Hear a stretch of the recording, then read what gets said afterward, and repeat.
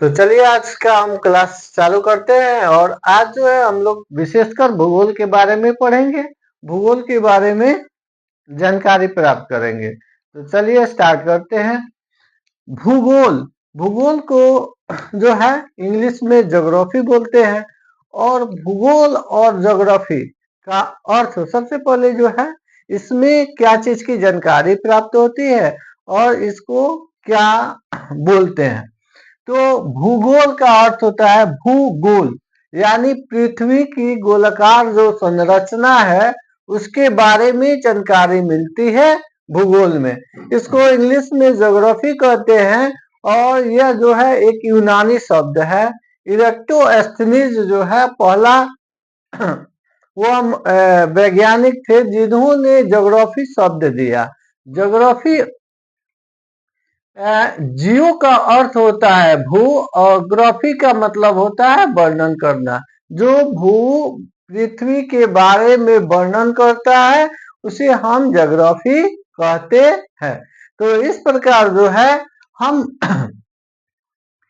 पृथ्वी के बारे में हम विस्तृत जानकारी करने के लिए इसको पार्ट बाय पार्ट डिवाइड करते हैं और उसके बाद जो है इसकी जानकारी प्राप्त करते हैं। तो सामान्यतः इसको लगभग 5 भागों में बांटा गया है। Basic concept of geography, physical geography, Indian geography और ह्यूमन्स ज्योग्राफी और वर्ल्ड ज्योग्राफी। तो हम यहाँ पर जो है बेसिक कंसेप्ट ऑफ ज्योग्राफी इस चैप्टर में पढ़ेंगे। तो बेसिक कंसेप्ट ऑफ ज्योग्राफी को भी 3 पार्ट में डिवाइड करके पढ़ते हैं। टर्मिनोलॉजी, डेवलपमेंट ऑफ ज्योग्राफी और उसके बाद origin of star, solar system. तो इस प्रकार जो है हमारा पहला जो है टर्मिनोलॉजी। टर्मिनोलॉजी का अर्थ होता है शाब्दिक परिभाषा। शाब्दिक परिभाषा जो हम ज्योग्राफी में जो शब्द यूज करते हैं उसको परिभाषित करता है। तो पहला जो है हम लोग पढ़ेंगे मैप के बारे में। मैप मैप क्या है और कितने प्रकार के होते हैं।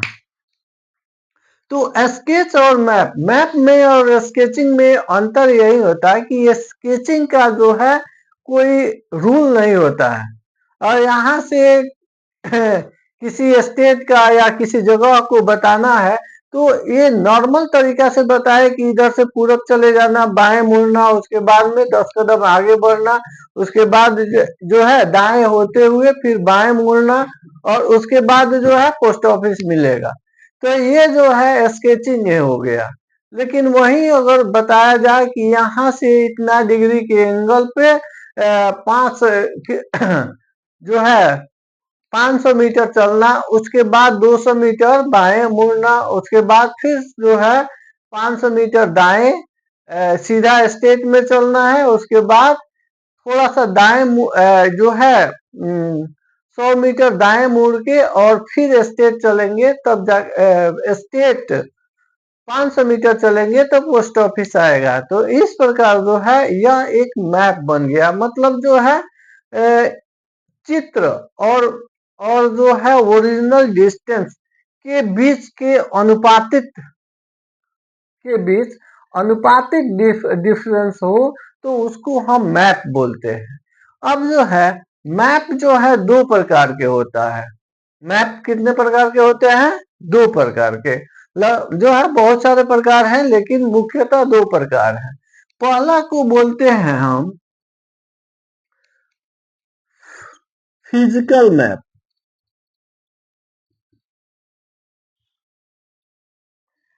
फिजिकल मैप फिजिकल मैप में होता क्या है? तो इसमें केवल जो है पृथ्वी के भाग या हिस्सा को दर्शाया जाता है कि कौन से हिस्सा में जो है कृषि होती है, किस हिस्सा में जो है वन है, कहाँ पे पठार है, कहाँ पे पर्वत है, कहाँ पे जो है रेगिस्तान है, वन भूमि कहाँ पर ज्यादा है, कृषि योग्य भूमि कहाँ पर ज्यादा है। तो इस प्रकार जो पृथ्वी की संरचना को जो दिखाता है उस फिजिकल मैप है। तो दूसरा मैप जो होता है वो होता है पॉलिटिकल मैप।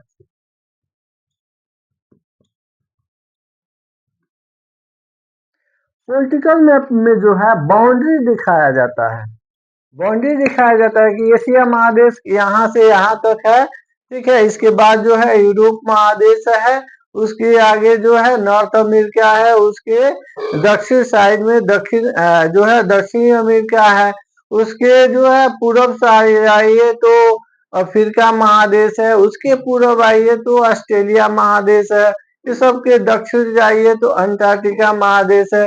या एशिया महादेश में सबसे साउथर्न साइड में इंडिया है। इंडिया में जो है इंडिया के स्टेट को जो डिवाइड किया गया है, स्टेट का बाउंड्री है, या स्टेट में जो डिस्ट्रिक्ट है उसका बाउंड्री, डिस्ट्रिक्ट में जो जो है ब्लॉक है उसका बाउंड्री, ये सभी बाउंड्री को शो करता है, उसको हम पॉलिटिकल मैप बोलते हैं। तो इस प्रकार जो है ये जो है प्रमुख दो प्रकार के मैप हो गए।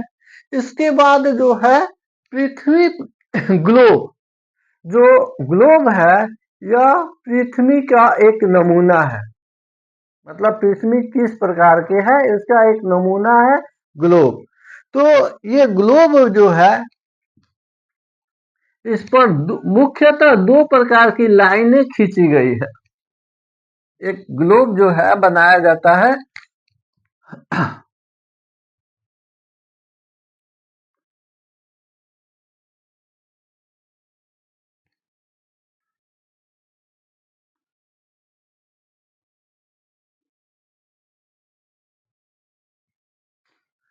पृथ्वी जो है गोलाकार है, और ये जो है अपने अक्ष पे थोड़ी सी चपटी है, और अपने अक्ष के प्रति थोड़ा झुका भी है। तो जो पृथ्वी के सबसे ऊपर वाली जो हिस्सा है उसको नॉर्थ पोल कहते हैं, और नीचे वाले हिस्सा को साउथ पोल कहते हैं। नॉर्थ पोल और साउथ पोल को मिलाने वाली जो रेखा है उसको एक्सिस बोला जाता है, उसके एक्सिस बोला जाता है। इसी एक्सिस के परितः जो है ये अपना चक्कर लगाती है। तो पृथ्वी पे तो ऐसी कोई लाइन नहीं है, लेकिन ग्लोब पर जो है अक्षांश रेखा और देशांतर रेखाएं खींची गई है। तो जो नॉर्थ साइड और साउथ साइड के बीचों बीच में जो नॉर्थ पोल और साउथ पोल को एक्यूरेट डिवाइड करती है दो पार्ट में, वो वाला लाइन को हम इक्वेटर बोलते हैं।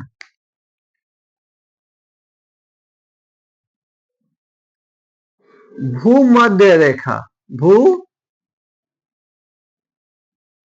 रेखा, उसको हम बोलते हैं भूमध्य रेखा। जो नॉर्थ साइड और साउथ साइड को इक्वल पार्ट में डिवाइड करती है उसको हम बोलते हैं भूमध्य रेखा। या उत्तर से दक्षिण की साइड, ये जो है पूरब से पश्चिम की साइड में खींची गई है।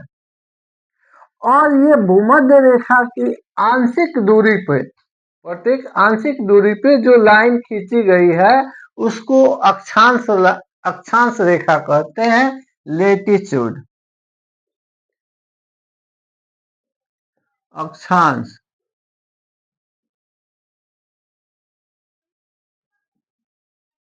रे अक्षांश रेखाएं हैं, लेटीट्यूड लाइन, जो ये इसके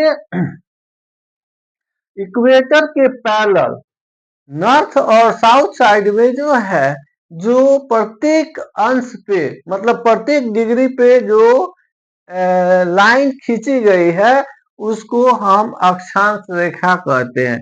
जैसे यहाँ से देखो 1 2 3 4 होते होते ये प्रत्येक डिग्री पर एक लाइन खींची गई है, यहाँ से प्रत्येक एक डिग्री पे 1 2 3 4 ऐसे प्रत्येक डिग्री पर लाइन खींचा गया है। और हम जानते हैं कि वृत्त जो होता है इसमें 360 का एंगल बनता है, वृत्त में 360 का एंगल होता है। इसको जो है ये कोपरनिकस जो है सबसे पहले जो है वृत्त को 360 भागों में बांटा था। आइए, तो ये इसको जब हाफ करते हैं तो 180 डिग्री बनता है, और उसको भी फिर हाफ कर देते हैं तो 19 डिग्री। तो मतलब यहाँ से और यहाँ तक जो है पूरे 19 डिग्री है, पूरे 90 डिग्री होता है। मैथ जो पढ़ते हैं उसको पता होगा कि ये जो है 19 डिग्री का एंगल है। तो यहाँ 0 डिग्री मान लिया जाए तो 0 डिग्री से लेकर 19 डिग्री को प्रत्येक डिग्री पर एक जो है अक्षांश रेखाएं खींची गई है। तो ये जो है अक्षांश रेखाएं जो है, अक्षांश रेखाएं 90 ठो हो गया, 90 नॉर्थ में और 90 जो है साउथ में हो गया। 90 ठो नॉर्थ और 90 ठो साउथ, यानी टोटल 180 अक्षांश रेखाएं हो गई। और एक जो है इक्वेटर, ये भी तो सबसे बड़ी अक्षांश रेखा है, तो एक इक्वेटर, तो ये सब मिलाकर 181 पूरे अक्षांश रेखाएं 181 होती है। अब इसमें 181 में जो है 7 अक्षांश रेखाएं मुख्य अक्षांश रेखाएं कहते हैं, या प्रमुख अक्षांश रेखाएं 7 ठो होती है, जो 23.5 डिग्री नॉर्थ, 23.5 डिग्री,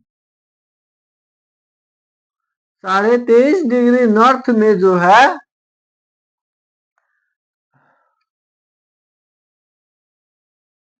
और 23.5 डिग्री साउथ, एक 23.5 डिग्री साउथ में खींची गई है। तो जो 23.5 डिग्री नॉर्थ में खींचा गया है उसको कर्क रेखा बोलते हैं, कर्क रेखा, ट्रॉपिक ऑफ कैंसर, और इसको बोलते हैं मकर रेखा, मकर रेखा, ट्रॉपिक ऑफ कैप्रिकॉर्न। और उसके बाद जो है 66.5 डिग्री नॉर्थ, 66.5 डिग्री नॉर्थ और 66.5 डिग्री साउथ में जो लाइन खींचा गया है उसको जो है आर्कटिक सर्किल और अंटार्कटिक सर्किल, ठीक है, आर्कटिक CLE आर्क और article article circle, Arctic circle और आर्टिकल सर्किल बोला जाता है। तो अब बात आती है कि इसको खींचा क्यों गया है, जब पृथ्वी पर इसको ऐसा कोई लाइन नहीं है तो ग्लोब पर क्यों खींचा गया है। तो ग्लोब पर खींचने के कारण है कि अक्षांश रेखाओं से टेम्परेचर जोन को डिवाइड किया जाता है, यानी पृथ्वी पे किस जगह पर कितना गर्मी होगा और किस समय जो है कहाँ पे ठंडा होगा और कहाँ पे गर्म इलाका होगा, किस क्षेत्र में सबसे ज्यादा गर्मी पड़ती है, उसके बाद में किस क्षेत्र में सबसे ज्यादा ठंडी पड़ती है, और किस क्षेत्र में जो समान इक्वल जो है मतलब ज्यादा न गर्मी और ज्यादा न ठंडी, इस प्रकार के जो क्षेत्र किस साइड में पाए जाते हैं, इसको डिवाइड किया गया है। तो जो 23.5 डिग्री नॉर्थ से 23.5 डिग्री साउथ की जो क्षेत्र है उसको उष्ण कटिबंध बोलते हैं, उष्ण कटिबंध, उष्ण toric zone, torrid torrid torrid zone, torrid zone, इसको टोरिड जोन बोलते हैं, यानी उष्ण कटिबंध। यहाँ पर जो है सूरज की किरणें सालों भर जो है सीधी पड़ती है, इसलिए यहाँ पर सबसे तेज गर्मी पड़ती है। और इस क्षेत्र में ज्यादातर सहारा जो मरुस्थल है, सहारा का मरुस्थल, गोबी का मरुस्थल, थार का जो है इंडियन डिजर्ट, ये सब जो है इसी क्षेत्र में पाया जाता है। और यहाँ पे जो विषुवत रेखा है, इसको भूमध्य रेखा, विषुवत रेखा कहते हैं, इसके जो है आसपास में सदाबहार के जंगल पाए जाते हैं। इस क्षेत्र में सदाबहार के जंगल पाए जाने का मुख्य कारण है कि यहाँ पे दोपहर तक तेज धूप होती है और दोपहर के बाद तेज बारिश होती है, तो पर डे यह क्रिया चलती है, इसलिए इस क्षेत्र में सदाबहार के जंगल भी पाए जाते हैं।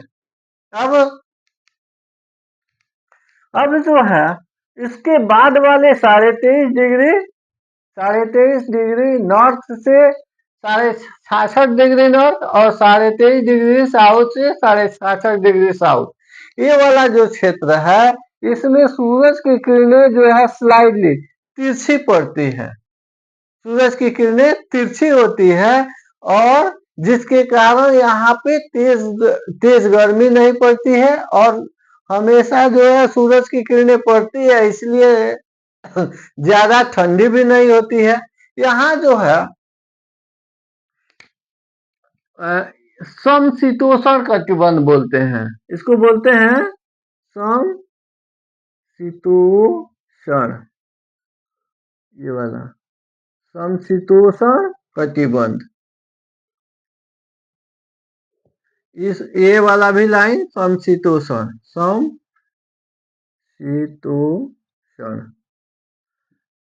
कटिबंध, ये समशीतोष्ण कटिबंध है, समशीतोष्ण कटिबंध, और इसको जो है शीत कटिबंध कहते हैं, शीत कटिबंध, ये जो है शीत कटिबंध, ये वाला सब है, ये शीत कटिबंध। यानी समशीतोष्ण कटिबंध जो है यहाँ पर ज्यादा न गर्मी पड़ती है और न ज्यादा ठंडी पड़ती है, इसलिए यह क्षेत्र जो है यहाँ पर जनसंख्या अधिक पाया जाता है और इस क्षेत्र में जो है समतल भूमि ज्यादा पाई जाती है, इसलिए कृषि योग्य भूमि भी पाई जाती है। अब जो है और इसके कारण ही है कि यहाँ पर जनसंख्या की घनत्व अधिक होती है, इस क्षेत्र में जो है जनसंख्या का घनत्व अधिक होती है। इसके बाद वाला जो क्षेत्र है 66.5 डिग्री साउथ से 19 डिग्री साउथ और 66 डिग्री नॉर्थ से 19 डिग्री नॉर्थ, इस पर जो है सूरज की किरणें काफी कम पड़ती है, काफी कम पड़ती है, इसलिए यहाँ पर जो है हमेशा तेज ठंडी पड़ती है, सालों भर बर्फ जमा रहता है। ध्रुव पर जो है 6 महीना का दिन और 6 महीना की रात होती है। ये जो है यह इलाका काफी जो है ठंड मुल्क है, यहाँ पर बहुत कम जनसंख्या पाई जाती है। यहाँ साउथर्न्स जो है ये जो है अंटार्कटिका महादेश जो साउथ पोल पे के पास में है, तो यहाँ पर एक भी जनसंख्या नहीं है, एक भी जनसंख्या, सालों भर बर्फ से ढका रहता है, इसलिए एक भी जनसंख्या उस महादेश पर ही एक भी जनसंख्या नहीं पाई जाती है। वहां पे जो जीव रहते हैं पोलर बियर, पेंगुइन, चिड़िया इत्यादि पाई जाती है। अब चलिए कि अब हम जान गए कि अक्षांश रेखाएं कितनी है, क्यों खींची गई है और प्रमुख कौन कौन सी है और बांटती है तो उस क्षेत्र को हम क्या कहते हैं, टॉरिड जोन, टेम्परेचर जोन और इसको पोलर जोन कहते हैं। ठीक है, अब जो है दूसरा जो है उसको बोलते हैं लॉन्गिट्यूड, लैटिट्यूड हो गया, अब लॉन्गिट्यूड लेंगे।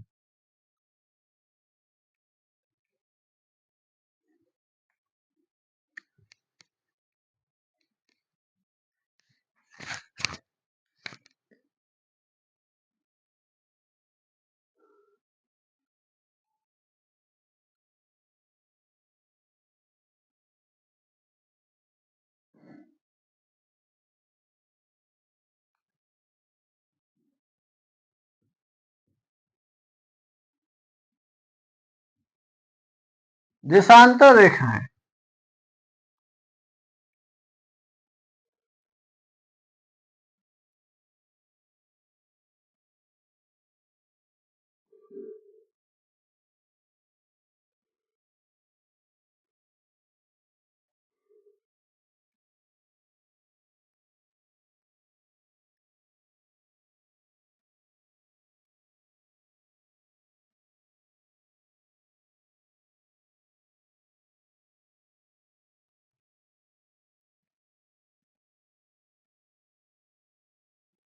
हाँ, तो अक्षांश रेखाएं जो है समानांतर होती है और यह जो है पैरेलल होती है, लेकिन देशांतर रेखाएं जो है इक्वल होती है। अब जो है अक्षांश रेखाएं, इसमें जो अक्षांश रेखाएं हम खींचेंगे,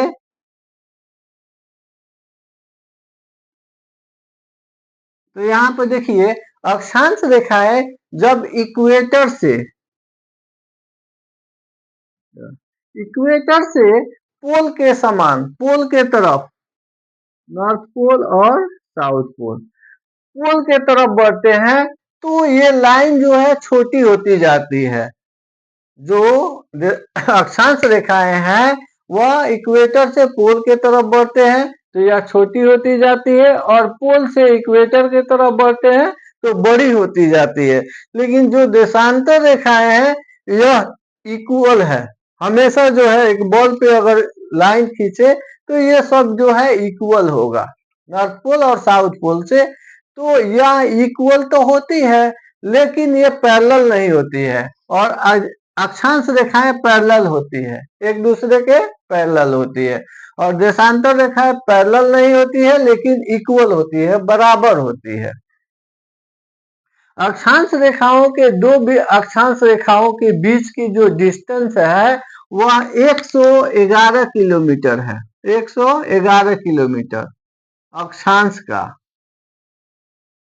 दो अक्षांश के बीच का अंतर 111 किलोमीटर है, जबकि देशांतर रेखाएं जो है पोल के पास बिल्कुल एक दूसरे से मिल जाती है, और सबसे ज्यादा डिस्टेंस जो है इक्वेटर के पास होता है, और इक्वेटर के पास जो है दो देशांतर के बीच जो है 111.32 किलोमीटर किलोमीटर होती है देशांतर।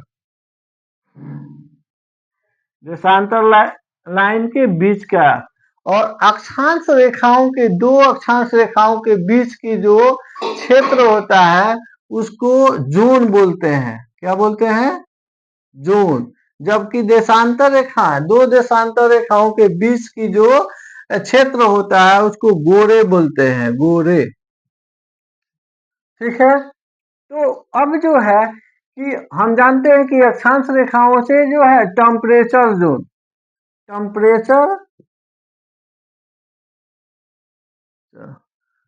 टेम्परेचर जोन को डिवाइड किया है, तो देशांतर रेखाओं से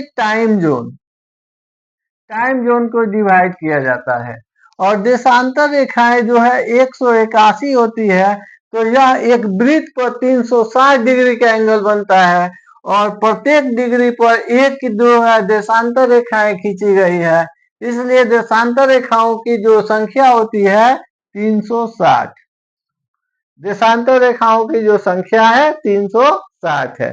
अब इससे पता चल गया कि जो दो अक्षांश के बीच की जो डिस्टेंस है 111 किलोमीटर है, जबकि दो देशांतर के बीच के डिस्टेंस 111.32। विषुवत रेखा पर यहाँ पर लिख देंगे इक्वेटर पर,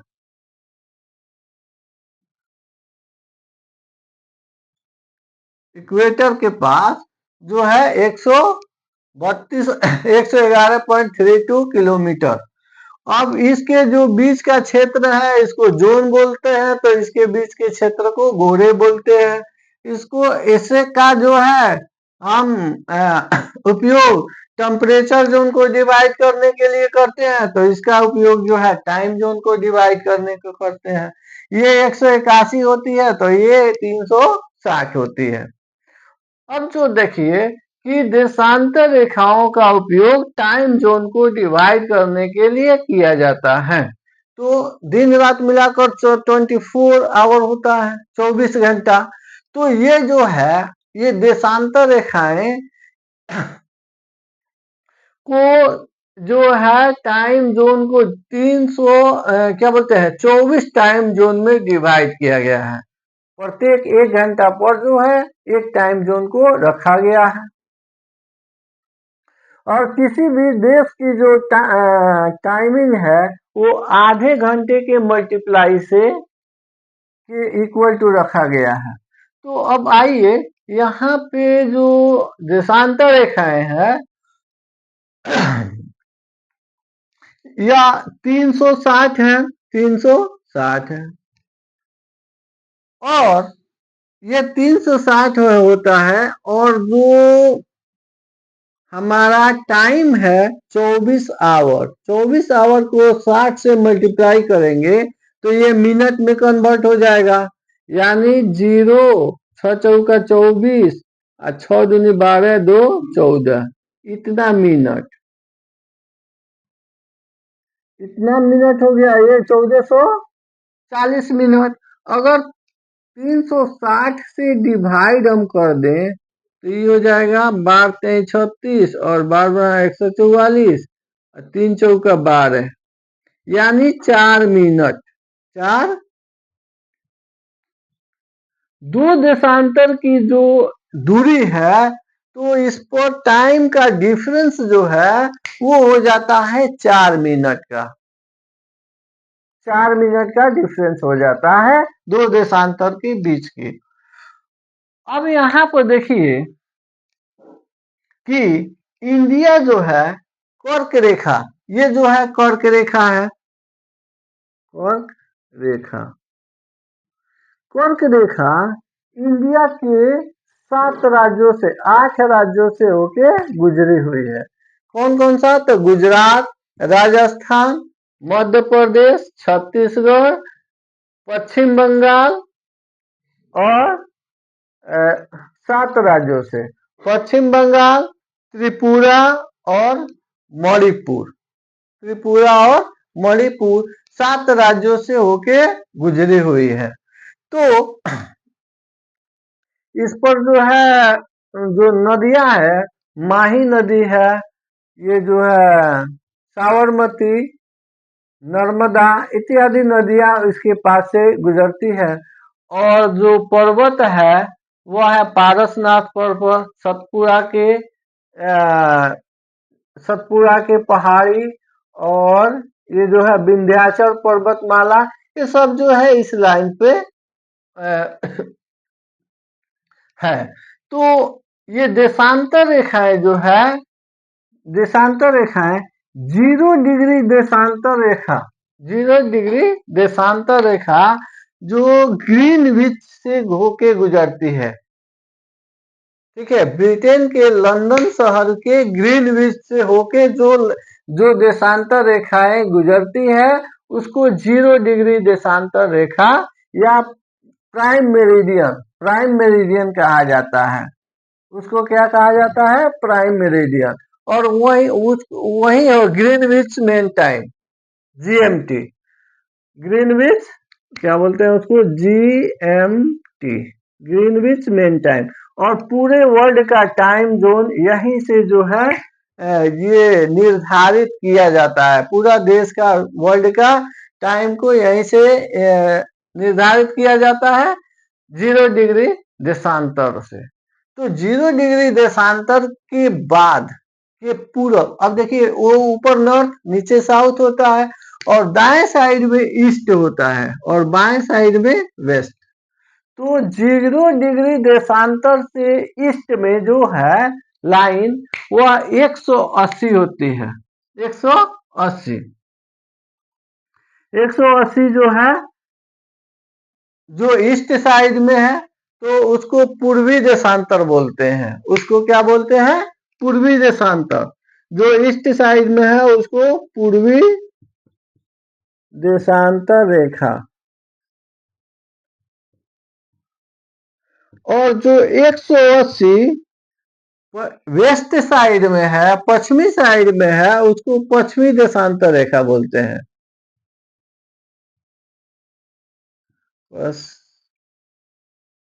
पश्चिमी देशांतर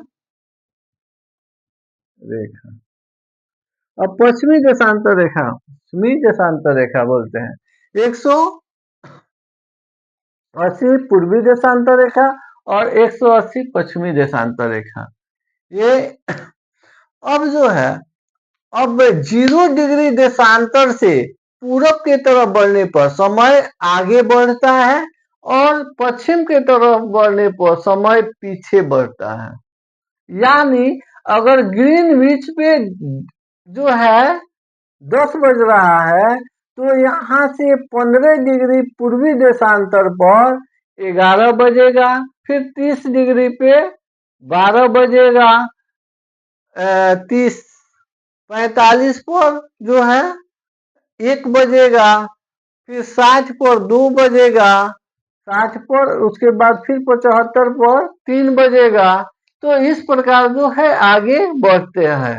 और जबकि इसके पश्चिम साइड आने पर पीछे होता है। इसके 15 डिग्री पूर्वी देशांतर पर जो है 10 बज रहा है तो 9 बजेगा, क्योंकि 15 डिग्री पर 15 इंटू 4, 1 डिग्री पर 4 मिनट का अंतर है, तो 15 डिग्री पर 60 मिनट का अंतर हो जाएगा। तो 60 मिनट का अंतर यानी 1 घंटा का अंतर। तो प्रत्येक 15 डिग्री पर जो है 1-1 घंटा कम होते जाएगा। अब इंडिया का टाइम जोन जो है यह 82.5 डिग्री, 82.5 डिग्री पूर्वी, 82.5 डिग्री पूर्वी देशांतर से लिया गया है। 82.5 डिग्री पूर्वी देशांतर से लिया गया है, जो भारत के जो उत्तर प्रदेश के इलाहाबाद के पास नैनी से होके गुजरता है। अब मिर्जापुर लिख रहा है तो इलाहाबाद के पास जो है एक नैनी जगह है, वहां से जो है 82.5 डिग्री पूर्वी देशांतर गुजरता है और इंडिया का टाइम जोन वहीं से लिया गया है। तो 82.5 डिग्री जो पूर्वी देशांतर से दिया गया है, तो अगर मान लिया जाए कि 0 डिग्री पे 10 बज रहा हो, 0 डिग्री पे मतलब 0 डिग्री देशांतर पे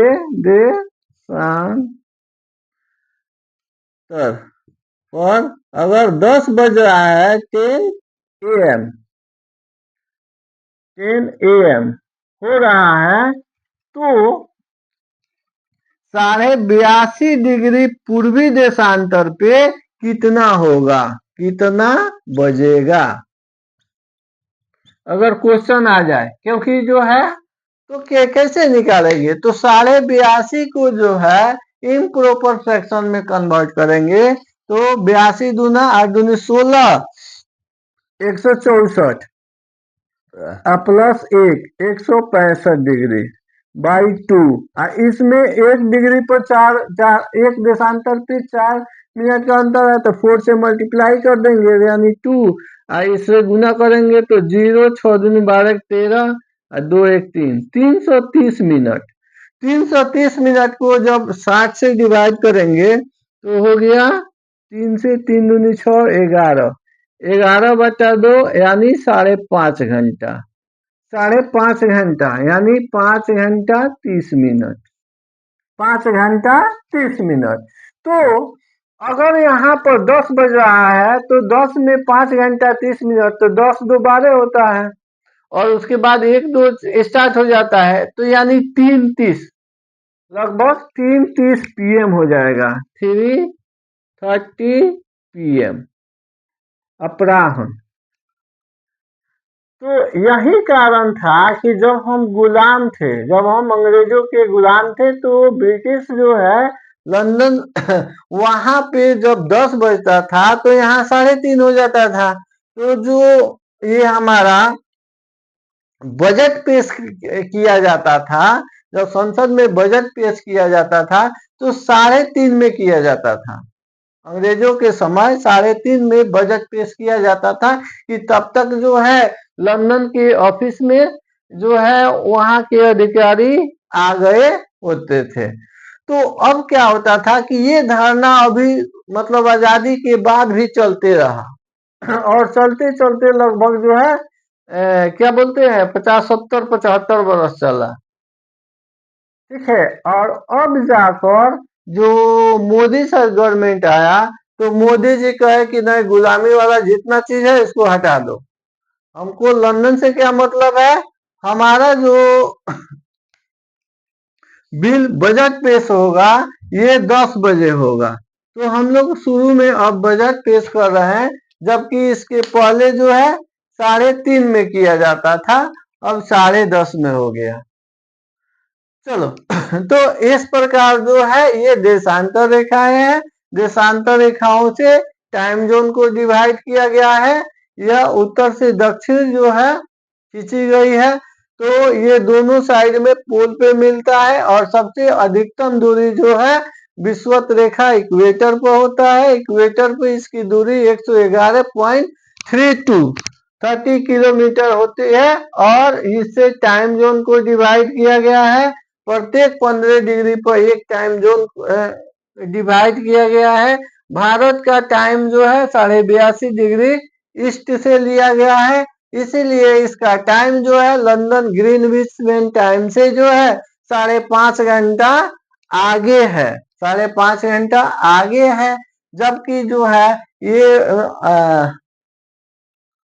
ये यहाँ से जब ये जो क्या बोलते हैं नॉर्थ अमेरिका, साउथ अमेरिका, जो कनाडा और यूएसए है, इसका टाइम जो है पीछे होगा। ठीक है, लंदन से इसका टाइम जोन पीछे होगा। अब बात आती है कि international date line, international date line इसके पास, हाँ, इंटरनेशनल डेट लाइन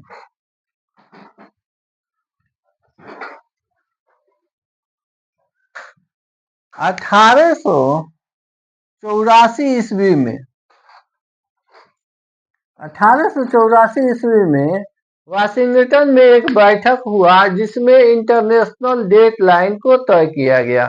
होता यूं था कि जब यात्री जो है लंबा यात्रा तय करते थे तो उनके जो मतलब अक्षांशों के इतने डिफरेंस हो जाता था कि 4-4 मिनट मिलकर 1 घंटा का डिफरेंस हो जाता था। तो जब 1 घंटा का डिफरेंस हो जाता था तो उनको जो है ये काफी कठिनाई को सामना करना पड़ता था कि अब तो 24 घंटा का डिफरेंस हो गया तो 1 दिन का डिफरेंस हो जाता था, तो इस प्रकार उनको ज्यादा परेशानी होती थी। तो इसको जो है सॉल्व करने के लिए 1884 ईस्वी में जो है वाशिंगटन में एक जो है बैठक हुई और उसमें जो है ये international date line, international date line खींचा गया।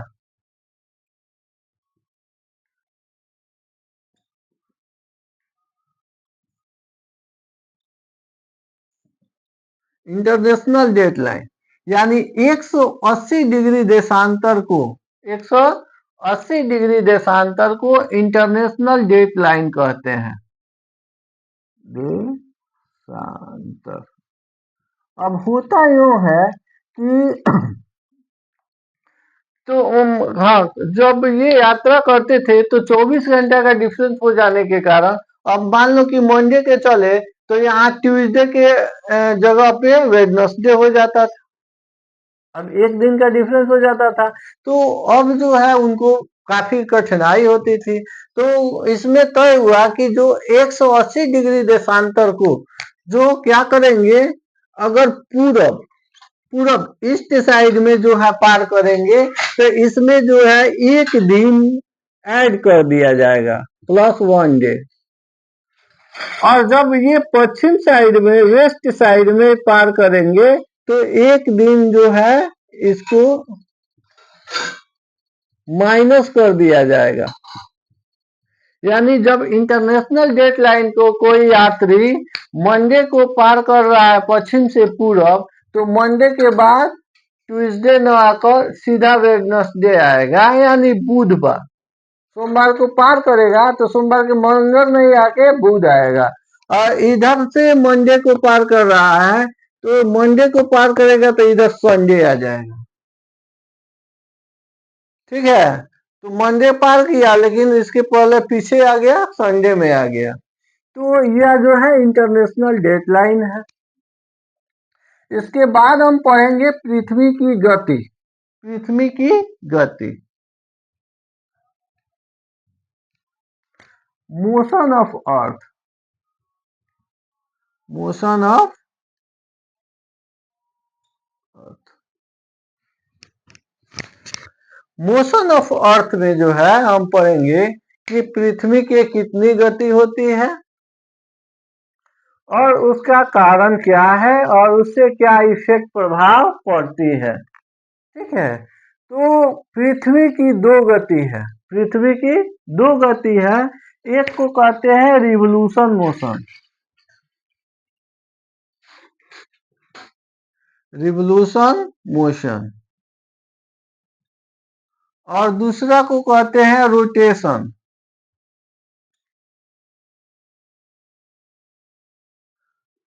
आइए इसको लिखते हैं रोटेशन, यही रोटेशन मोशन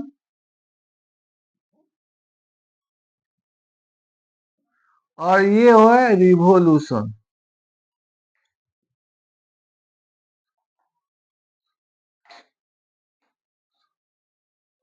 रिवोल्यूशन मोशन,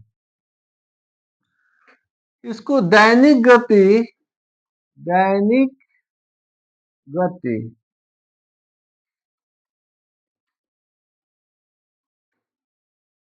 तो इसको वार्षिक गति कहते हैं, या इसको जो है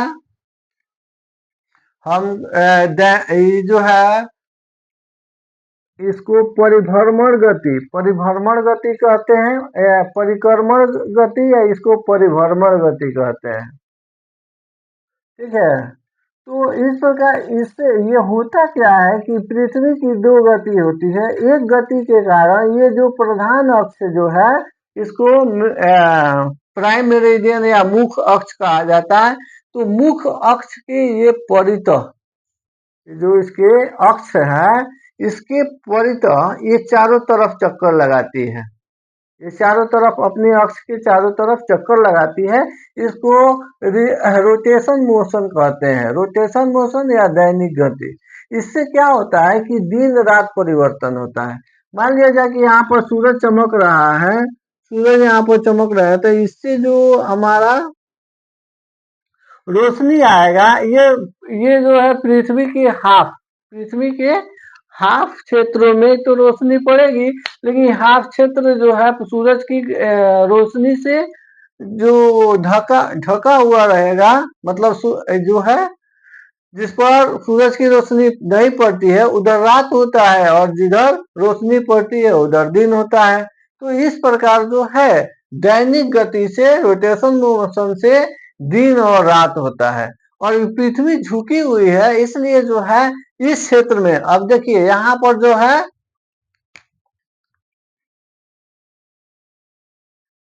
ये सूरज, हम जानते हैं कि सूरज के चारों तरफ ये पृथ्वी चक्कर लगाती है। तो अगर हम जो है इस साइड में ले और यहाँ पे,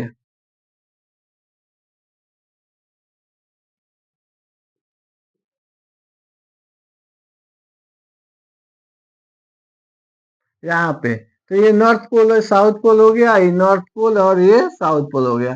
तो क्या होगा, ये झुके होने के कारण यहाँ नॉर्थ पोल पे जो जो देश होगा, यहाँ पर बड़ा दिन होगा, तो साउथ पोल वाले को छोटा दिन होगा। ठीक है, और इधर जो है जाड़े की ऋतु होगी तो इधर गर्मी की ऋतु होगी। उसी प्रकार जो है अब ये धीरे धीरे नॉर्थ पोल वाला बाहर जा रहा है और साउथ पोल वाला नजदीक आ रहा है। तो ऐसे बढ़ेगा तो साउथ पोल यहाँ इसके पास में हो जाएगा, नॉर्थ पोल बाहर हो जाएगा। तो नॉर्थ पोल की तरफ जो है जाड़े की ऋतु होगी, तो साउथ पोल की तरफ गर्मी की ऋतु होगी। तो इस प्रकार जो है ये झुकी होने के कारण दिन और रात छोटा बड़ा होता है। जो सर्दी का रात होता है वो बड़ा, और गर्मी का जो रात होता है वो छोटा होता है। तो दिन रात छोटा और बड़ा इसलिए होता है कि पृथ्वी अपने अक्ष पे झुकी हुई है। अगर झुकी हुई नहीं होती तो दिन रात इक्वल होता। अब बात आती है कि एक समय है कि सूरज जो है पृथ्वी के जो इक्वेटर है उस पर एकदम लंबवत चमकता है। तो उस समय जो है पृथ्वी पे दिन और रात बराबर होता है। तो 21 जून, 21 जून और 22 सितंबर, को पूरे पृथ्वी पे दिन और रात बराबर होता है, जबकि कर्क रेखा पर हम लोग हैं, तो कर्क रेखा पर जो है 21 मार्च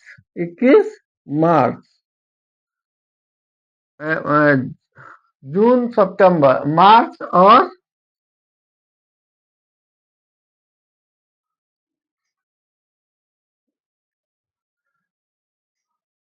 22 दिसंबर, ये मकर रेखा।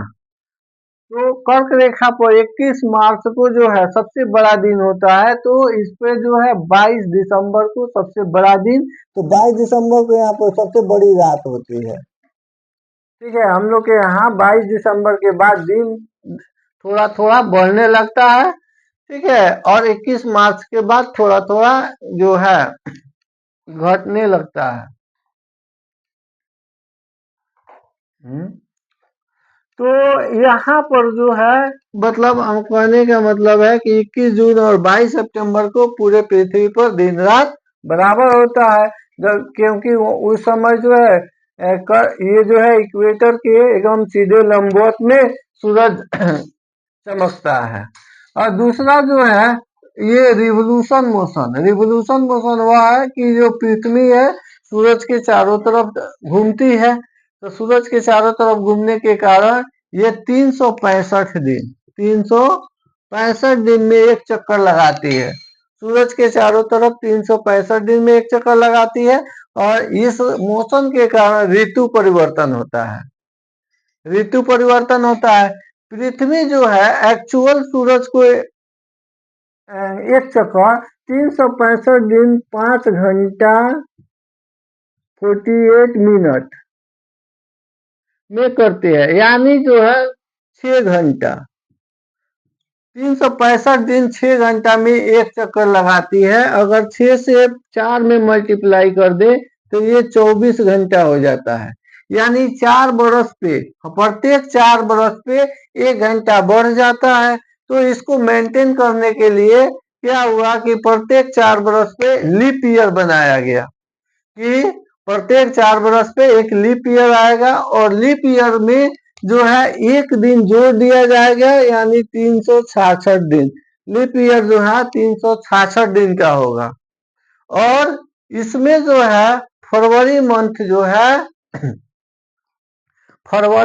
जो है इफेक्टेड होता है। अन्य ईयर में फरवरी 28 दिन का होता है, जब लीप ईयर आता है तो 29 दिन का हो जाता है। फरवरी जो है 29 दिन का हो जाता है। हिंदी मंथ में ऐसा कोई लीप ईयर है नहीं। यहाँ हिंदी में 2 मास लगता है, प्रत्येक साल एक वो महीना जो है 2 मास में कन्वर्ट हो जाता है, जिससे ये जो टाइम का मैनेजमेंट है वो कंप्लीट हो जाता है। तो इस प्रकार जो है हम मोशन ऑफ अर्थ पढ़े। अब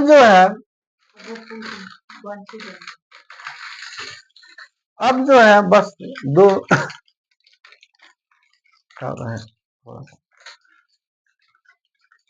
डेवलपमेंट ऑफ ज्योग्राफी जल्दी से हम पास करते हैं।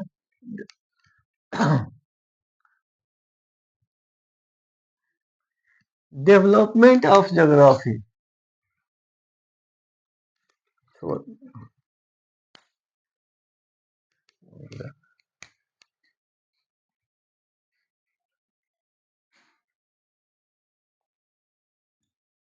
डेवलपमेंट,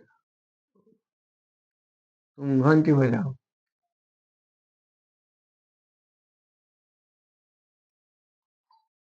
डेवलपमेंट ऑफ ज्योग्राफी, ये डेवलपमेंट ऑफ ज्योग्राफी वो है कि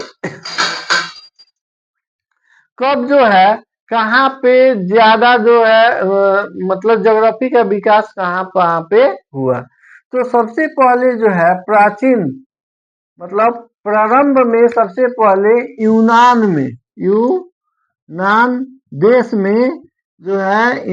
देश में ज्योग्राफी का विकास हुआ। ठीक है, तो यूनान वासियों ने सबसे पहले जो है ज्योग्राफी का ये जो है पृथ्वी के बारे में विस्तृत जानकारी दिए। तो यूनानवासी इरेक्टोस्थनीज जो है इसने सबसे पहले ज्योग्राफी शब्द का जो है ये यूज किया था। ज्योग्राफी शब्द सबसे पहले इरेक्टोस्थनीज ने दिया था। इरेक्टोस्थनीज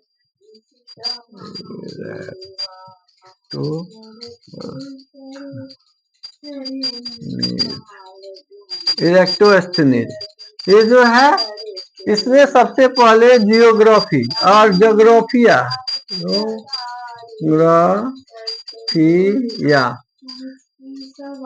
जोग्राफिया ये एक इनका पुस्तक है जिसको जो है भूगोल का वेद कहा गया है। जिसको जो है भूगोल को वेद कहा गया है। इरेक्टोस्थनीज को जो है फादर ऑफ ज्योग्राफी कहते हैं। Father of geography father of geography. ठीक है। इसके बाद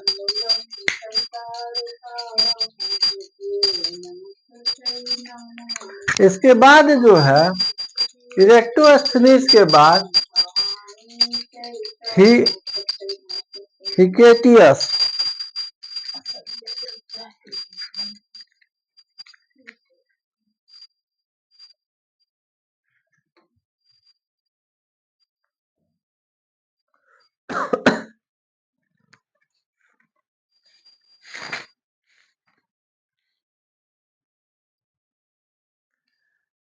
इसके बाद जो है हिकेटियस नामक एक वैज्ञानिक था जिसने पृथ्वी के जो है क्रमबद्ध वर्णन किया।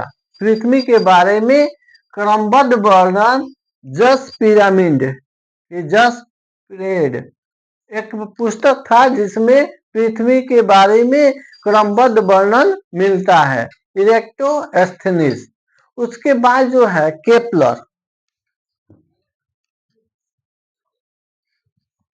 केपलर के बारे में साइंस में भी हम लोग पढ़ते हैं। केपलर जो था यह ग्रहों के बारे में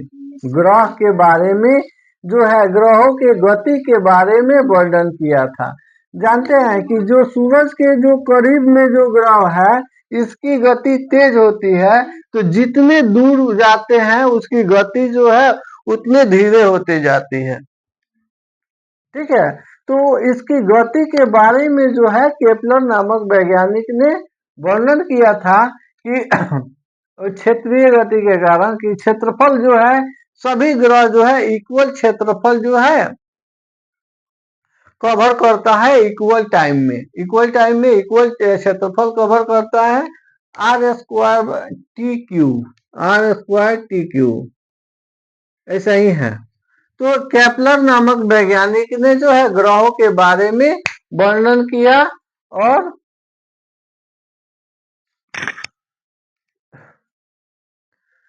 उसके बाद जो है एक वैज्ञानिक था जिसका नाम था कॉपरनिकस जो है वह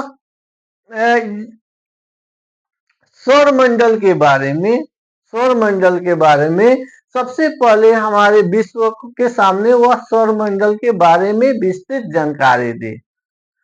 ठीक है। उसका नाम था कॉपरनिकस जो है ये सौरमंडल के बारे में जानकारी देता है।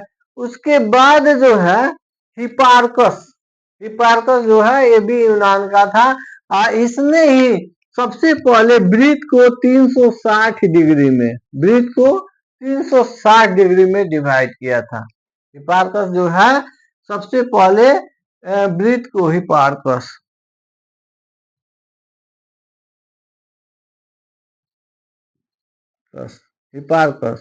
ये वृत्त को 360 डिग्री में डिवाइड किया। थेल्स के बारे में हम लोग जानते हैं। थेल्स परिमेय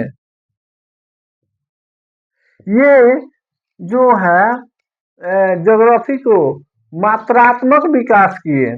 जो है मात्रात्मक विकास की है, मतलब जो है जो क्या बोलते हैं मैथमेटिकल्स जो है विकास ज्योग्राफी के बारे में ये थेल्स ने दिए। तो एक जो है उसका नाम जो है क्या बोलते हैं उसको, होमर।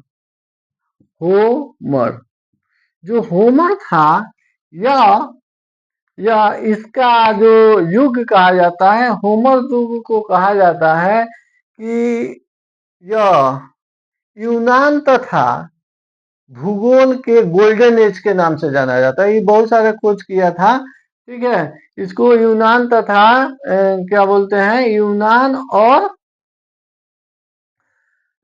भूगोल के गोल्डन एज के नाम से इसको जाना जाता है। उसके बाद जो है मध्यकालीन मध्यकालीन भूगोल का विकास,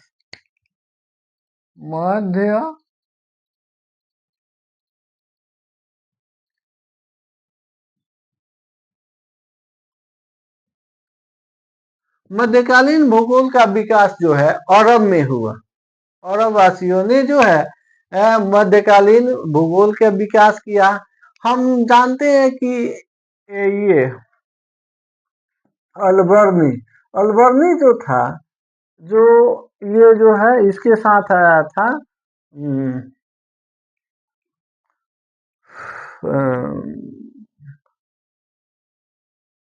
मोहम्मद गजनवी गजनवी के साथ आया था अलबर्नी, जिसने इतिहास के साथ साथ भारत के भौगोलिक रचना के बारे में भी वर्णन किया था।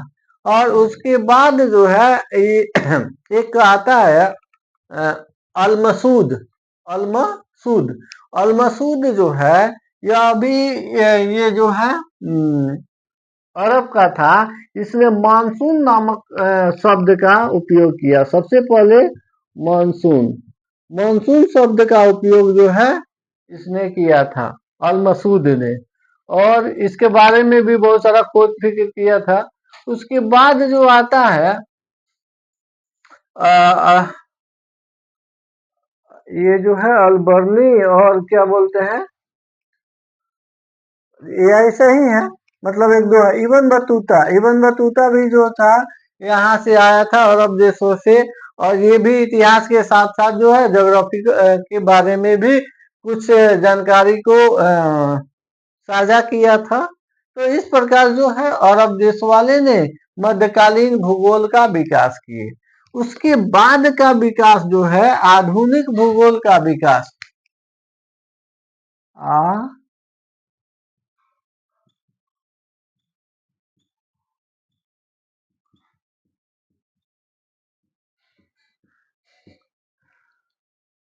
यूरोप के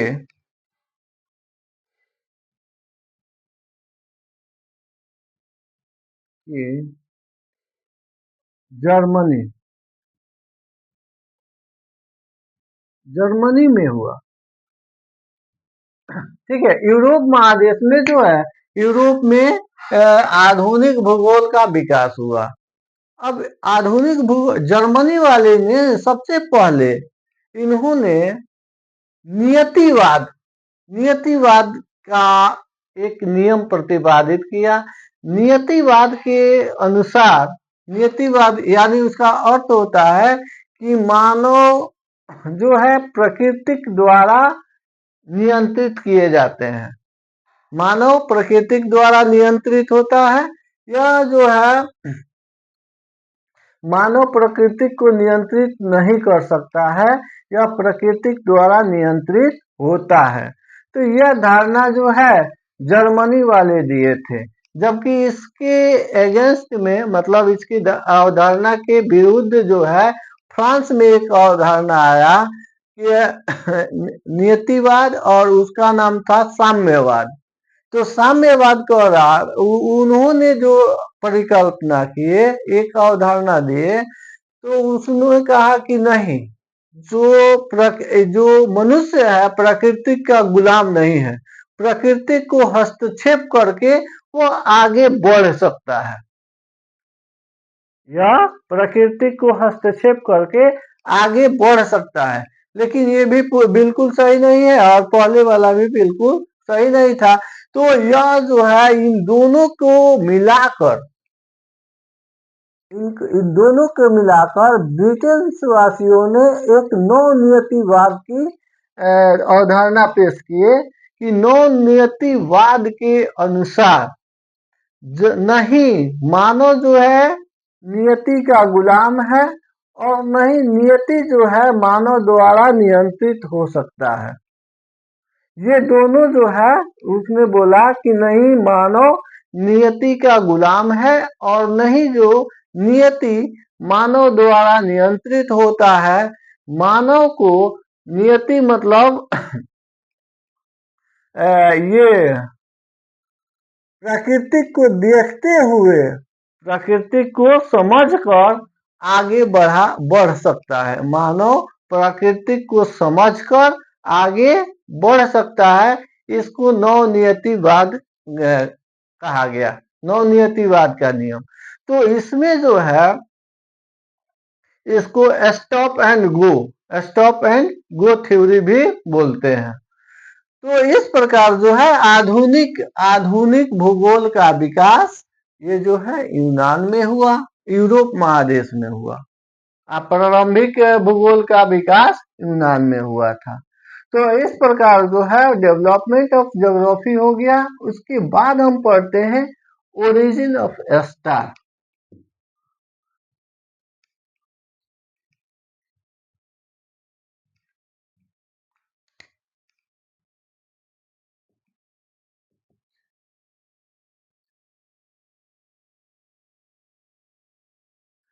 या इसको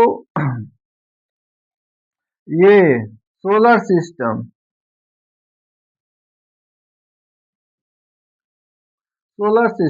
origin of star and solar system. Star और ग्रह, स्टार तारे और ग्रह में कुछ अंतर है। ये दोनों जो है एक बराबर दिखते हैं लेकिन ऐसे है नहीं।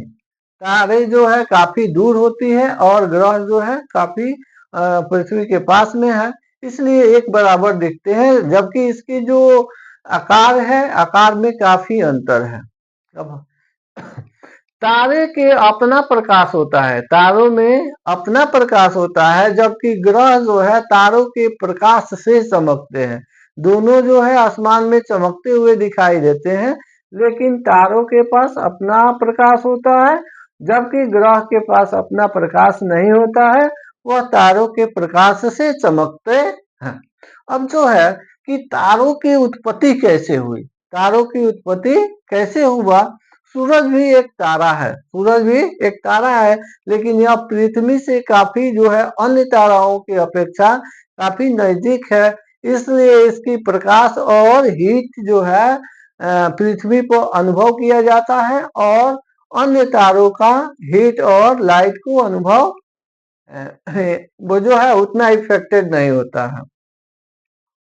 अब आइए कि पहले जो है मान्यता थी कि जो है सूरज के पास कोयले की एक गोला है, जलता हुआ कोयले का एक गोला है, लेकिन ऐसी जो है धीरे धीरे विकास हुआ और उसके बारे में अध्ययन हुआ तो पता चला कि जो सूरज है हाइड्रोजन और हीलियम गैस के जो है से बना है। जब हाइड्रोजन और हीलियम गैस संघनित होती है तो उसके अणुओं में टकराव होती है, उसके जो एटम होते हैं उसमें टकराव होती है और टकराव होने के कारण उसकी जो एनर्जी है उसके तापमान जो है निरंतर विकास करता है, उसके तापमान में निरंतर जो है वृद्धि होती है और उसको जो है प्रोटोस्टार कहते हैं। उसको प्रोटोस्टार यानी अर्ध तारा,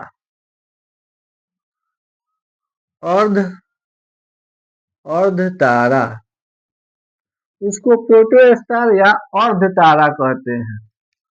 और यही अर्ध तारा के बाद जो है अभी सूरज, तो अर्ध तारा जब इसका तापमान जो है बढ़ते बढ़ते 1 करोड़ डिग्री सेल्सियस के पास पहुंचता है, 1 करोड़ डिग्री सेल्सियस, ठीक है, 1 करोड़ डिग्री सेल्सियस के पास पहुंचता है, तो यह इसको जो है रेड जिम, रेड जिम कहते हैं, रेड जिम।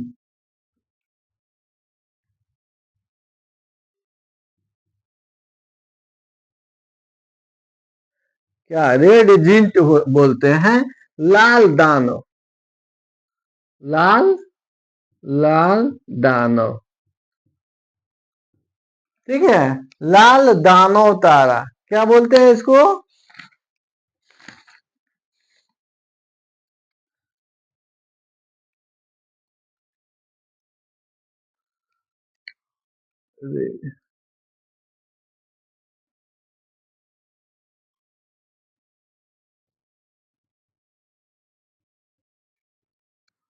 लाल दानव तारा। और जब इसका टेम्परेचर जो है 1 डिग्री 1 करोड़ डिग्री सेल्सियस से एबव होता है तो क्या होता है कि हाइड्रोजन के 4 एटम हीलियम के एटम में, हीलियम के अणु में कन्वर्ट होने लगते हैं, ठीक है। हाइड्रोजन के 4 एटम हीलियम के 1 एटम बनाते, मतलब एक अणु का निर्माण करते हैं, और इस प्रकार जो है विपुल मात्रा में एनर्जी उत्पन्न होती है, बहुत अधिक मात्रा में एनर्जी उत्पन्न होती है। अब जब 1 करोड़ डिग्री सेल्सियस से एबव बढ़ता है तब क्या होता है कि हीलियम जो है 1 करोड़ डिग्री पर जो है हाइड्रोजन जो है हीलियम में कन्वर्ट होने लगते हैं। जब इससे आगे बढ़ता है तो हीलियम जो है कार्बन में कन्वर्ट होते हैं, कार्बन। जब कार्बन में बदलने लगते हैं तो इसको श्वेत बामन, श्वेत बामन, वाह, मतलब white dwarf, white white dwarf तारा कहते हैं, श्वेत बामन तारा कहते हैं। और यही श्वेत बामन तारा में जो है सुपरनोवा विस्फोट होता है, सुपरनोवा विस्फोट होता है, जिससे जो है तारे खंडित होते हैं और ये नए तारों की उत्पत्ति होते हैं। और ये खंडित तारा के जो चारों तरफ में, खंडित तारा जो है जो जिस तारे के चारों तरफ चक्कर लगाने लगते हैं उसी में जो है एक क्या बोलते हैं उसको,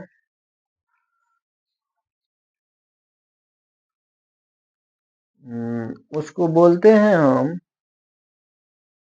उसको बोलते हैं न्यूट्रॉन स्टार, न्यूट्रॉन स्टार बनता है। उसी में जो है से रेडियो एक्टिविटी तरंग निकलती है जो जो चारों तरफ चक्कर लगाती है, और इसी यह जो है यह मतलब यह सिकुड़ता जाता है, जिसको ब्लैक होल कहते हैं। और ब्लैक होल ही सभी प्रकार के प्रकाश को ऑब्जर्व कर लेता है अपने तरफ और शोषित करता है। तो इस प्रकार जो है तारों की उत्पत्ति होती है। अब जो है इसके बाद पढ़ेंगे हम सोलर सिस्टम के बारे में। सोलर सिस्टम, सोलर सिस्टम में सूर्य तथा सूर्य के चारों तरफ, सूर्य तथा सूर्य के चारों तरफ जो आकाशीय पिंड सूर्य के चारों तरफ चक्कर लगाते हैं वो उसको हम सोलर सिस्टम बोलते हैं। सूर्य और उनके चारों तरफ घूम रहे आकाशीय पिंड, क्षुद्र ग्रह, बौने ग्रह, ग्रह इत्यादि जो है, और वो सैटेलाइट, उपग्रह, ये सभी जो है सूर्य के चारों तरफ चक्कर लगाते हैं। ये सभी को मिलकर सौरमंडल जो है, सौरमंडल सोलर सिस्टम का निर्माण होता है। तो सूर्य के चारों तरफ, सूर्य के चारों तरफ 8 ग्रह, 8 ग्रह जो है, पहले 9 ग्रह था, अब जो है प्लूटो को हटा दिया गया है ग्रह से, उसकी मान्यता समाप्त कर दी गई 2006 ईस्वी में, और इसको 1343 कितना इसका नाम रखा गया, ठीक है। तो इसके सूरज के सबसे नजदीक वाला जो ग्रह है उसको बुध बोलते हैं, बुध, बुध, मरकरी, ठीक है। तो बुध जो है यह सूरज के सबसे नजदीक वाला ग्रह है और यह सूरज को 88 दिन में एक चक्कर लगा देता है, 88 दिन में एक चक्कर लगाता है।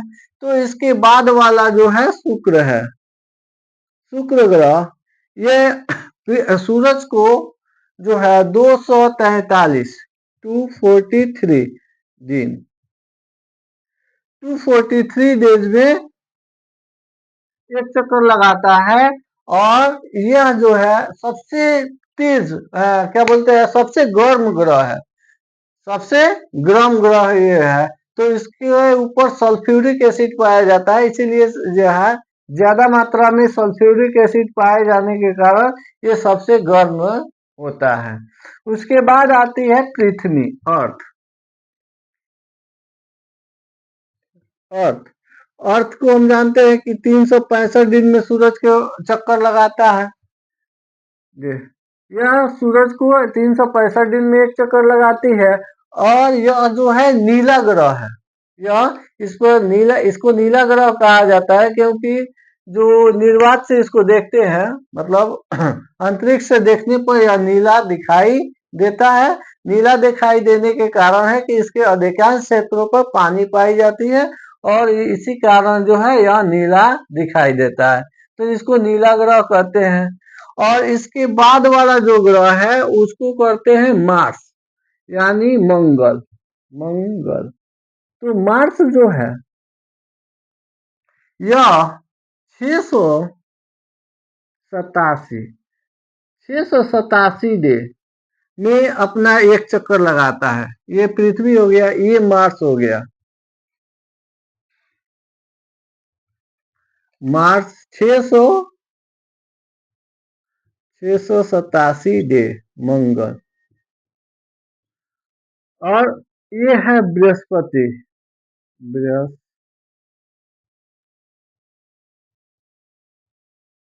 बृहस्पति। ये जो है बृहस्पति जो है इसको, मार्स को लाल ग्रह कहा जाता है। यह आयरन ऑक्साइड इसको अधिक मात्रा में पाए जाने के कारण यह लाल दिखता है और यह जो है सूरज को एक चक्कर 687 डे में पूरा कर लेता है। तो ये बृहस्पति जो है यह सबसे बड़ा ग्रह है। बृहस्पति को पीला ग्रह भी बोला जाता है और यह मतलब जितने भी ग्रह हैं सबसे बड़ा ग्रह बृहस्पति है। ऐसे हिंदू धर्म में इसको देवताओं के गुरु भी माना जाता है। बृहस्पति देवताओं के गुरु है और उस दिन जो है पीले वस्त्र धारण किए जाते हैं, जबकि मंगल को रेड वस्त्र धारण किए जाते हैं। यही कारण है कि इनका इफेक्ट। अब जो है बृहस्पति 12 वर्ष में 12 वर्ष 12 बरस में सूरज को एक चक्कर लगाता है। 12 बरस में तो शनि जो है, शनि, इसके बाद शनि आता है। शनि जो है 29 पॉइंट कुछ 6 है या कुछ है, 29 पॉइंट कुछ वर्ष में सूरज को एक चक्कर लगाता है। वर्ष सूरज को एक चक्कर 29 पॉइंट कुछ ईयर में लगाते हैं। तो उसके बाद अरुण है। अरुण जो है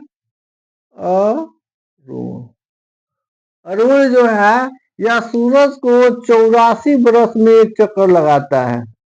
84 बरस में एक चक्कर लगाता है। तो ये जो है वरुण, वरुण वरुण जो है ये 164 पॉइंट कुछ जो है 164 पॉइंट कुछ 32 है या कुछ है।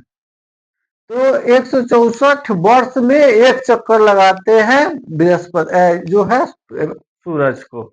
अब जो है ये बृहस्पति सबसे, अगर जो है आकार में देखा जाए तो आकार में बृहस्पति सबसे जो है बड़ा ग्रह है। उसके बाद 2 नंबर में शनि आते हैं, 3 नंबर में जो है अरुण और 4 नंबर में वरुण। अरुण जो है यह अपनी अक्ष से इतना मतलब झुका हुआ है कि इसको लेटा हुआ ग्रह भी कहा जाता है। वरुण जो है ये जो है मतलब सौरमंडल के सबसे बाहरी वाला ग्रह है। तो 1 2 3 4 नंबर ये सबसे है, 4 नंबर सबसे बड़ा ग्रह है। तो 5 नंबर में पृथ्वी आती है, 5 नंबर में पृथ्वी, 6 नंबर में आते हैं मंगल और 7 में शुक्र, 7 नंबर में शुक्र और 8वें नंबर में ये आते हैं।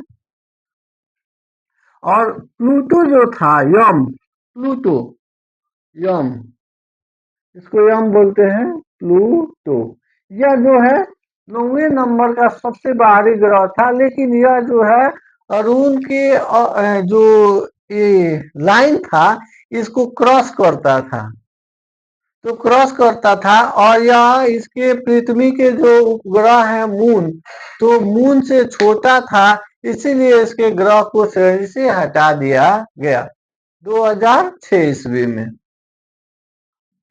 तो चलिए इस प्रकार जो है सोलर सिस्टम का ये समापन हुआ। और हम जो है जो नेक्स्ट जो हमारा नेक्स्ट क्लास होगा उसमें हम जो है फिजिकल ज्योग्राफी पढ़ाएंगे। फिजिकल ज्योग्राफी में जो है होगा क्या कि ये जो है जियो ज्योग्राफी और जियोमॉर्फोलॉजी, जियो ज्योग्राफी और जियोमॉर्फोलॉजी के बारे में हम अध्ययन कराएंगे।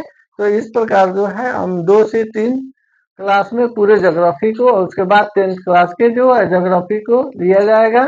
Thank you. अगर जो है आपको वीडियो पसंद आ रहा है तो बस हम वही कहेंगे जो आप समझते हैं। Thank you.